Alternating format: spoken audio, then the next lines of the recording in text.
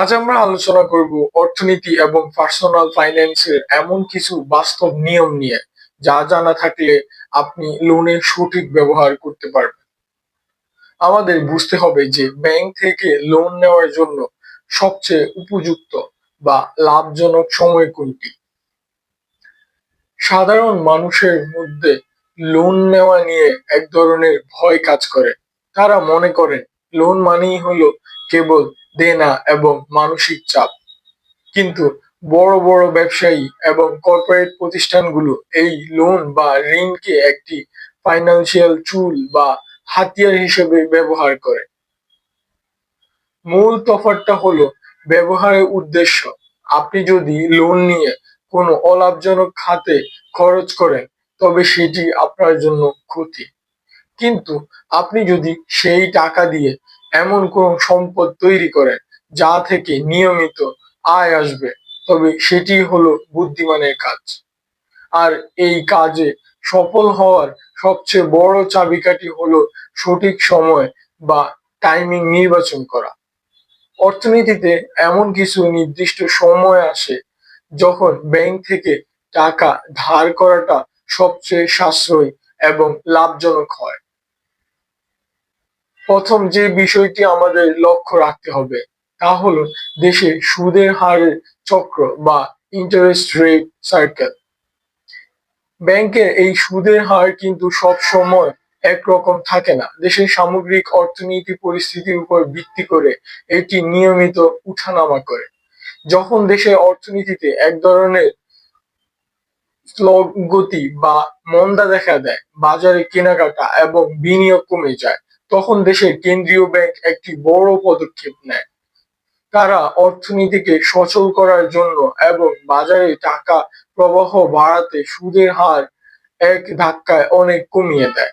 সুদের হার যখন কমে যায় তখন বাণিজ্যিক ব্যাংকগুলোর পক্ষেও গ্রাহকদের কম সুদে লোন দেওয়া সম্ভব হয়। আর ঠিক এই সময়টাই হলো লোন নেওয়ার সবচেয়ে প্রথম এবং প্রধান সুযোগ, যখন বাজারে সুদের হার সর্বনিম্ন স্তরে থাকে। আপনি যদি উচ্চ সুদের সময় লোন না নিয়ে সুদের হার যখন সর্বনিম্ন পর্যায়ে থাকে তখন লোন নেন, তবে আপনার পরিশোধের অঙ্কে বিশাল সাশ্রয় হবে। দীর্ঘমেয়াদী লোনের ক্ষেত্রে এই সামান্য সুদের হারের পার্থক্য আপনার লাখ লাখ টাকা বাঁচিয়ে দিতে পারে, যা আপনি অন্য ব্যবসায় খাটাতে পারবেন। অভিজ্ঞ ব্যবসায়ী এবং বিনিয়োগকারীরা সবসময় এই সুযোগের অপেক্ষায় থাকেন। তারা কম সুদে পুঁজি সংগ্রহ করে নিজেদের ব্যবসা বড় করেন। এরপরে যে বিষয়টি আমাদের বুঝতে হবে তা হলো মুদ্রাস্ফীতির সাথে ঋণের সম্পর্ক। সহজ ভাষায়, যখন বাজারে সব কিছুর দাম বাড়তে থাকে এবং কাগজের টাকার মান কমতে থাকে, তখন তাকে মুদ্রাস্ফীতি বলে। মুদ্রাস্ফীতি সাধারণ মানুষের খরচ বাড়িয়ে দিলেও এটি কিন্তু লোন গ্রহণকারীদের জন্য এক ধরনের পরোক্ষ সুবিধা এনে দেয়। যদি আপনার নেওয়া লোনের সুদের হার নির্দিষ্ট থাকে তবে উচ্চ মুদ্রাস্ফীতির সময় আপনার ঋণের বাস্তব বোঝা কমে যায়। একটি উদাহরণ দিলে বিষয়টি স্পষ্ট হবে। ধরুন আপনি আজ একটি নির্দিষ্ট সুদের হারে ব্যাংক থেকে লোন নিয়ে কোনো জমি বা বাণিজ্যিক সম্পত্তি কিনলেন। মুদ্রাস্ফীতির কারণে আগামী কয়েক বছরে আপনার সেই সম্পত্তির দাম বা তার থেকে আসা ভাড়ার পরিমাণ অনেক বেড়ে যায়। কিন্তু ব্যাংকের সাথে আপনার চুক্তির টাকার অঙ্ক এবং সুদের হার কিন্তু আগের জায়গাতেই ফিক্সড বা স্থির থাকে। এর অর্থ হলো সময়ের সাথে সাথে টাকার অবমূল্যায়ন হচ্ছে, কিন্তু আপনার ঋণের পরিমাণ বাড়ছে না। আজ থেকে 5 বছর পর আপনি যে টাকাটা ব্যাংকে ফেরত দিবেন তার বাস্তব ক্রয় ক্ষমতা আজকের চেয়ে অনেক কম।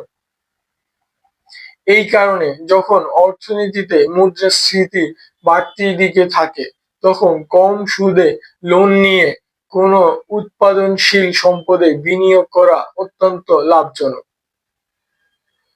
লোন নেওয়ার তৃতীয় এবং সবচেয়ে গুরুত্বপূর্ণ সময় হলো অর্থনৈতিক মন্দা বা রিসেশনের সময়, যখন বাজারে এক ধরনের অস্থিরতা কাজ করে, ব্যবসা বাণিজ্যের গতি কমে যায় এবং শেয়ার বা প্রপার্টি বাজার ধসে পড়ে।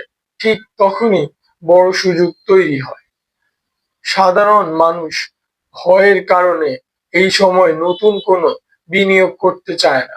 তারা টাকা জমিয়ে রাখাকেই নিরাপদ মনে করে।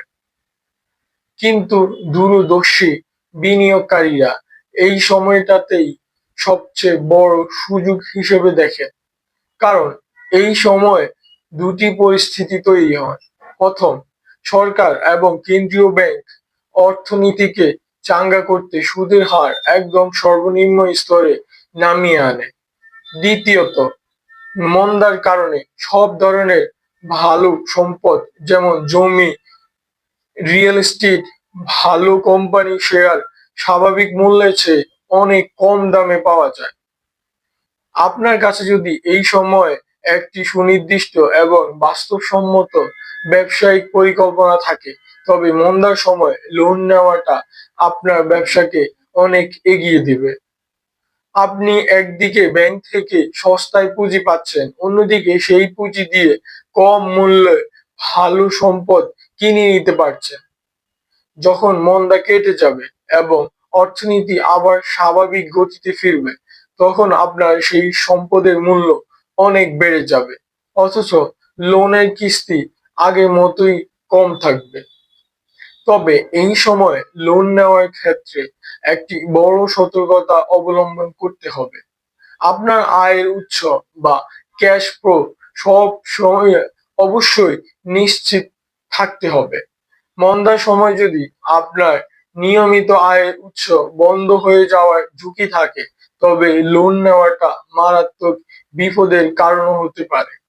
লোন নেওয়ার সঠিক সময় জানার পাশাপাশি লোন নিয়ে আমরা কি করছি সেই হিসাব রাখাটা তার চেয়েও বেশি জরুরি। ফাইন্যান্সিয়াল ম্যানেজমেন্টের ভাষায় লোনকে মূলত দুটি ভাগে ভাগ করা হয়: ভালো ঋণ বা এবং এবং খারাপ ঋণ। খারাপ ঋণ বা ব্যাড ডেট হলো সেই সমস্ত লোন যা আপনার পকেট থেকে প্রতি মাসে টাকা বের করে নেয় কিন্তু কোনো রিটার্ন দেয় না। যেমন ক্রেডিট কার্ডের মাধ্যমে বিলাসবহুল জিনিস কেনা, পার্সোনাল লোন নিয়ে ভ্রমণ করা বা উৎপাদনশীল খাতে খরচ করা। এই ধরনের লোন আপনার বর্তমান আয়ের উপর বাড়তি চাপ তৈরি করে এবং এগুলো সাধারণ সাধারণত অত্যন্ত উচ্চ সুদের হয়ে থাকে। অন্যদিকে ভালো ঋণ বা গুড ডেট হলো সেই লোন যা আপনার ব্যবসা বৃদ্ধি করে অথবা প্রতি মাসে নতুন আয়ের উৎস তৈরি করে। যেমন একটি লাভজনক ব্যবসাকে আরো বড় করার জন্য ওয়ার্কিং ক্যাপিটাল লোন নেওয়া, যেখানে ব্যবসায় লাভের হার ব্যাংকের সুদের চেয়ে বেশি, অথবা এমন কোনো কমার্শিয়াল প্রোডাক্ট কেনা যেখান থেকে প্রতি মাসে যেই ভাড়া আসবে তা দিয়ে ব্যাংকের কিস্তি বা ইএমআই পরিশোধ করা যাবে। একেই অর্থনীতিতে লেভারেজিং বলা হয়, অর্থাৎ নিজের সীমিত পুঁজির সাথে প্রাতিষ্ঠানিক পুঁজি যোগ করে বড় সম্পদ তৈরি করা। আপনি যদি ব্যাংক থেকে 9 বা 10% সুদে টাকা এনে সঠিক ব্যবসা খাটিয়ে 15 বা 18% রিটার্ন বের করতে পারেন, তবে এই বাড়তি অংশটি আপনার নিট লাভ। সফল ব্যবসায়ীরা সবসময় এই লেভারেজ সঠিক ব্যবহার করেই তাদের ব্যবসাকে বড় এবং বিস্তৃত করে। আমরা যদি পুরো আলোচনাটিকে সংক্ষেপে আলোচনা করি, তবে ব্যাংক লোন থেকে লাভবান হওয়ার তিনটি মূল সূত্র পাওয়া যায়। প্রথমত, লোন নেওয়ার সিদ্ধান্ত তখনই নেওয়া উচিত যখন সামষ্টিক অর্থনীতিতে সুদের হার কমতির দিকে থাকে। দ্বিতীয়ত, যখন বাজারে মুদ্রাস্ফীতি থাকে, তখন লোন নিয়ে অলস ফেলে না রেখে দ্রুত সেটিকে কোনো বাস্তব সম্পদে রূপান্তর করা উচিত। তৃতীয় এবং সবচেয়ে মৌলিক শর্ত হলো আপনার কাছে এই নিশ্চিত এবং নিয়মিত ক্যাশ ফ্লো থাকতে হবে, যা দিয়ে লোনের কিস্তি নিয়মিত পরিশোধ করা সম্ভব। লোন বা ঋণ মূলত একটি ফাইন্যান্সিয়াল টুল। এটি সঠিকভাবে ব্যবহার করতে পারলে ব্যবসা বড় হয়, আর ভুল ব্যবহার করলে দেউলিয়া হতে হয়। কোনো ধরনের আবেগ বা সাময়িক বিলাসিতার বশে কখনোই বড় অঙ্কের ঋণের দায় নেওয়া উচিত নয়। দেশের অর্থনৈতিক পরিস্থিতি, সুদের হারের উঠানামা এবং নিজের ব্যবসার সক্ষমতা বিবেচনা করেই চূড়ান্ত সিদ্ধান্ত নেওয়া উচিত। সঠিক সময় নেওয়া একটি নিয়মতান্ত্রিক লোন আপনার ব্যবসাকে নতুন উচ্চতায় নিয়ে যেতে পারে, আর ভুল সময়ে নেওয়া একটি অসতর্ক লোন পুরো ক্যারিয়ার নষ্ট করে দিতে পারে। তাই বাজারের এই অর্থনৈতিক চক্রকে বুঝুন এবং নিজের ব্যবসার প্রয়োজনে লোনকে একটি সঠিক হাতিয়ার হিসেবে ব্যবহার করুন। ধন্যবাদ দর্শক বন্ধুরা, এতক্ষণ পর্যন্ত আমাদের সঙ্গে থাকার জন্য। আশা করি পরবর্তীতে অন্য কোনো ভিডিওতে আবারও আপনাদের সাথে দেখা হবে। সে পর্যন্ত ভালো থাকুন, সুস্থ থাকুন এবং আমাদের সঙ্গেই থাকুন।